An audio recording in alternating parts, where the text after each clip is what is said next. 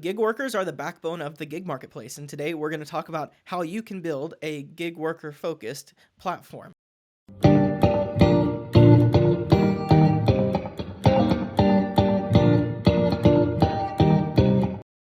Well, today I'm really happy to be joined by David Pickerell, who's the founder, CEO of Para, if he needs an introduction, and really excited for this conversation. One of the things that on Rockin Your Marketplace we believe very strongly is that we should be focusing on building worker-focused gig marketplaces.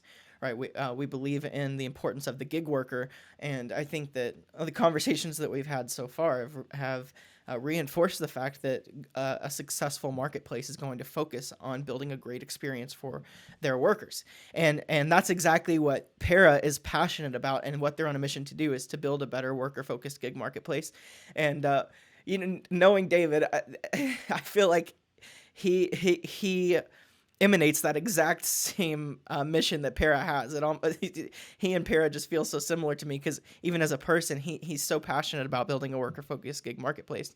Anyway, so it's really awesome, and I'm really excited to get him on. I feel like there's no better person in the world to be talking about this topic with. So that's what we're going to go into, and the topic is, because gig workers are essential to a gig marketplace, what are the implications of not building a worker focused marketplace, and what can that look like? What is it? How can a leader, if you're building a marketplace, building a two-sided marketplace, what does it look like to focus on the gig worker?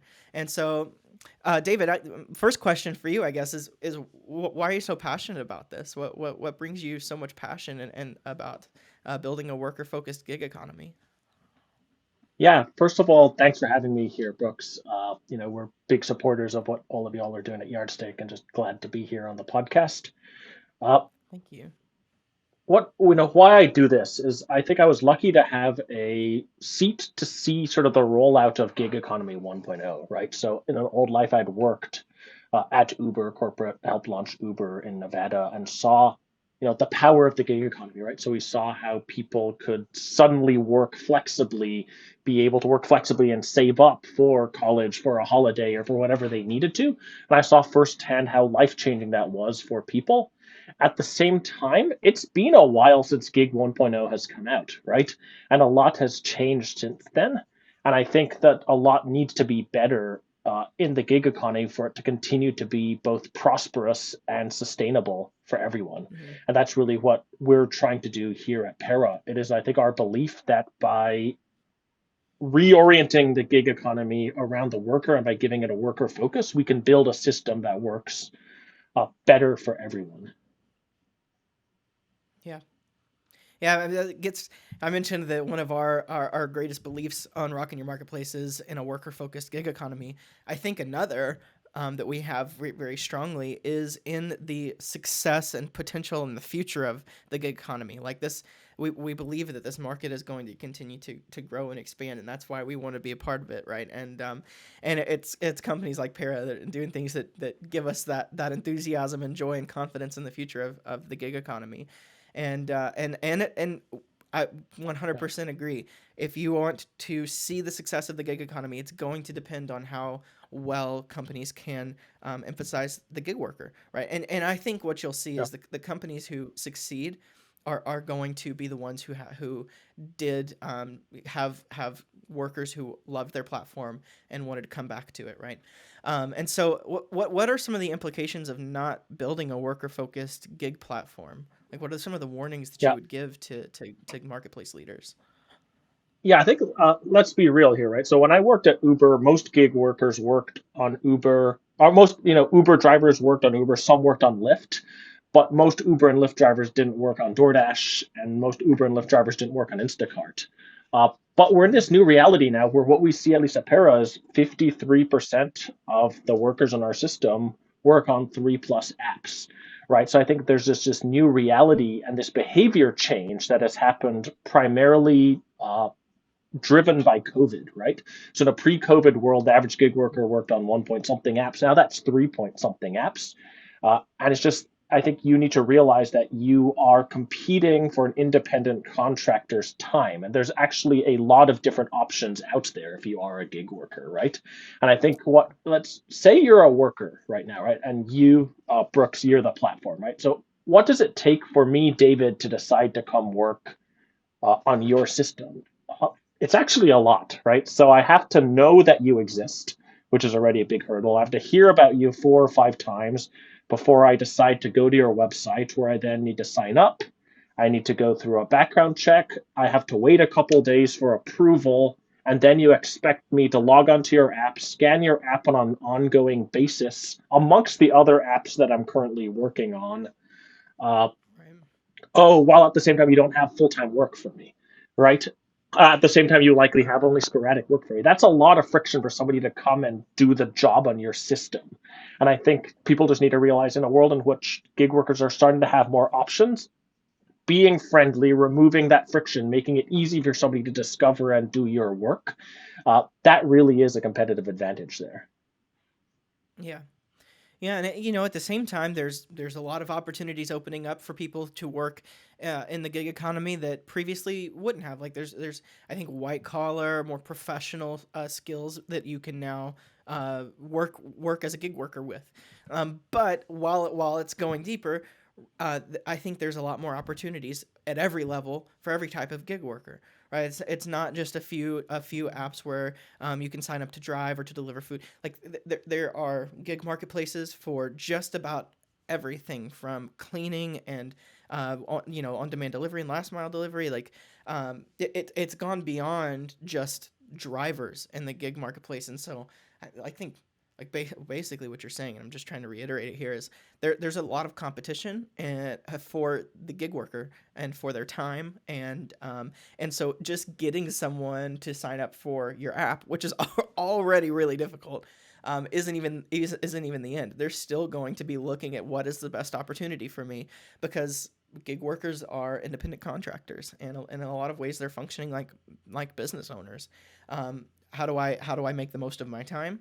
And so if you are the company that's winning at making it at building a good experience for the gig worker, I think that you're the place they're going to come to, and which is really really important. So yeah, I love those thoughts. Yeah, and That's I think great, that's man. also the yeah, I think that's the opportunity also for up and coming platforms, right? Is the ability to sort of play into this or just make it compelling for people to come just Yes. easily try your thing.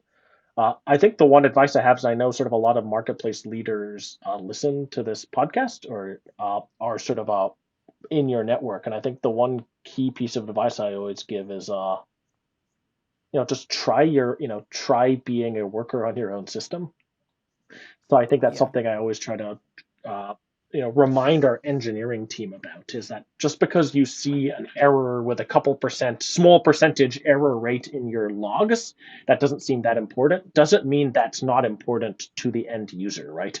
And I think that's something Mhm. really important here is we're guilty a lot of the time, those who are running marketplaces, of sort of sitting and looking at the numbers and looking at the completion rates and looking at it on a very aggregate level. And that makes sense because that's what you have to do to run a business at scale. But there's a real big difference between knowing about a problem or theoretically understanding intellectually a problem and then actually feeling the problem or having the frustration of something happen while you're out there driving or doing the work. And I think that's the one thing. I mean, it sounds really simple, but just even making sure stuff like that is smooth uh, could make people more willing or more wanting to come work on your platform.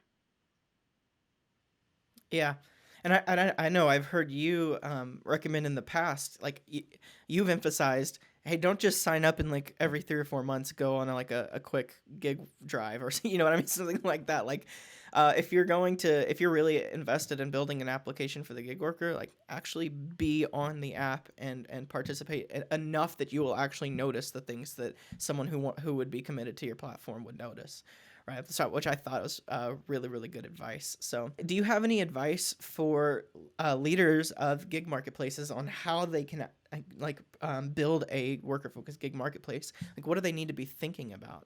What does that even look like? Yeah, I think it's pretty simple, right? I think when we boil it down is to a couple principles, right? Is give drivers the information they need to decide whether they want to do the trip. And it goes back to what I said earlier: is what can you do to remove all those different friction points? So it makes it easier for a driver to sign up, discover, and do your work. So I think that's really what it is, right? Give arm people the information they need to make a decision and make it easy for them to access and do your work. And I think if you can accomplish Hmm. those two things, you'll set yourself up for success. Yeah, what does transparency look like? Like what are gig workers looking to know as they're deciding what they want to do for their work? Yeah, I think it's pretty simple, right? Like, what is the total pay going to be for the trip? Where's the destination to and from? What is the total mileage or the total expected time? The information, like if you think about it, that you or I would want to know whether something is worth doing, basically. Hmm. So I think, you know, yeah, that. Yeah, and I think it's a temptation, and you have this relationship between your supply side of your marketplace and your demand side of your marketplace, that creates this temptation always to try to control one or the other really strongly because right that to be successful you have to have that precise relationship between supply and demand. You don't want to have too much supply, not enough demand, or the other way around. And so I've seen a lot of gig marketplaces who, in order to drive more supply because they have so much demand, they want to actually hide some of that information and not tell gig workers everything that they need to know just so that they in ignorance will continue to work on their gig marketplace, right? It's not like as malicious as it sounds. It's just a I want to encourage people to continue to work because I really need them to be on my platform. And one thing that I'm should maybe be letting you say this, but but but one thing I think is really important is to be thinking long term about keeping gig workers on your platform. Like it may be good for you in the very short term moment to get more gig workers to meet the demand that you have on one side of your marketplace by hiding information that you don't want them to know or that it's not really pertinent to them. But if you want to be the marketplace that actually has gig workers coming back to you for a very long time and committing to your platform, it's important that you are giving them all of the information you can. That's like the long term success strategy is building a worker focused gig marketplace. That's the long term success strategy for a two sided marketplace, I think. Um, yeah, do you have any thoughts on any of that stuff I've been talking about? Yeah, I think for me is thank you for that. I always have a sort of an anecdote I tell, but I think it's just a perspective. It's like a thing of framing, right? So I think when I was at Uber, we did a lot of large scale A/B incentive tests, right, to try and see, hey, what was the most effective way to incentivize a driver to spend more time on Uber, to do trips in a certain area, to go to a music festival and pick people up, stuff like that. And we really viewed this as, A/B tests. We would come to an answer and that would help the market be more efficient, right? And we ran a lot of these and we Mhm. came pretty good at it. Uh, on the flip side, when I was leaving Uber, I remember hearing from drivers who were friends of mine, right? And they'd said, "Hey, I felt like I was being played guinea pig with a little bit, right?" So what I realized was I've done 5 times as many trips as my friend, but he was getting twice as large an incentive, and it just felt like there was no rhyme or reason as to what was happening to us. Were you guys running some sort of weird experiments? And it was sort of this moment to me where I realized that, like, we were so focused on hyper optimizing uh, one part of the marketplace, but we were viewing it from this angle, right? We completely missed the angle of what does it feel like to be the worker experiencing this, right? And I think if Mhm. I could leave sort of listeners of this podcast with, especially those who are running marketplaces, is that, right? Is it at some, like, make sure you're looking at the picture beyond just uh, the numbers, basically. Mhm. Yeah, man. As a marketer, that really resonates with me because I've seen what it looks like to overemphasize quantitative data and to neglect actual customer experience and the way that people want to buy and the way that people want to interact with your company. Right? It's a little bit off from a gig marketplace thought, but it's almost always true that you have to have qualitative data. You have to have anecdotal experiences and stories to actually understand what quantitative data even means. And so often I think if we're looking so strongly at the numbers, like I mentioned, it really incentivizes those short term gains over long term success. And so the long term success strategy is building a good experience in your marketplace for your gig worker. And in the end, like I've heard elsewhere on this podcast, as I've talked with a couple other leaders, like your gig worker ultimately is going to be your customer, right?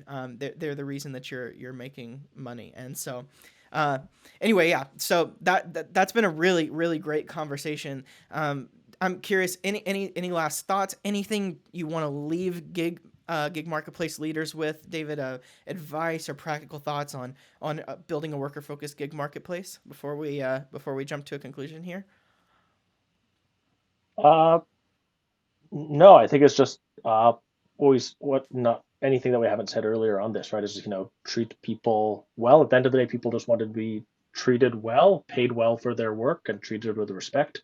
And just as long as you follow that, and make sure that people want to work with you because of loyalty, because they want to, because Hmm. they're paid well, rather than through tricks or deception or friction, basically. And that's the way you win. Yeah, people see through that stuff more than you think they do. So definitely in the show notes, go check out Para and all the stuff they're doing. It's insane. I'll also throw some links to follow them on LinkedIn. Definitely recommend that, and follow David on LinkedIn. See all the stuff that he's doing. And David, I know you've got one other thing going on that you wanted to share about, and I definitely excited to hear about it. So and I'm gonna throw a link to this in the show notes as well. But do you mind just giving a little overview of what you've been working on, what's been going on over there? Yeah, so thanks for that. Also, I think we're started what we're calling the driver rights movement. So what that is we just want to make sure that independent contractors can take full advantage of what that really means, right? So, one, you should have the information you need to make an informed decision. But beyond that, what can we do to further ensure that you have competition for your time, that you can fairly access all your Hmm. trips, etc.? So, we're proud to support the driver rights movement. It's driverrights.org, and we're going to continue to see what we can do to push that agenda forward. So, thanks for letting me give the shout out there. Yeah, yeah, awesome, man. We'll have a link to that in the show notes. And guys, thanks for joining in to Rockin' Your Marketplace. We're trying to invest in the gig economy by letting awesome people share their experience and their insights. And so, David, thank you for joining. Thanks for joining us. If you're listening to this, you can find us on pretty much any podcast app or subscribe on YouTube if you want to watch the video podcasts. And we're excited to see this community grow. So thanks for being a part of it, and we'll see you guys in the next episode.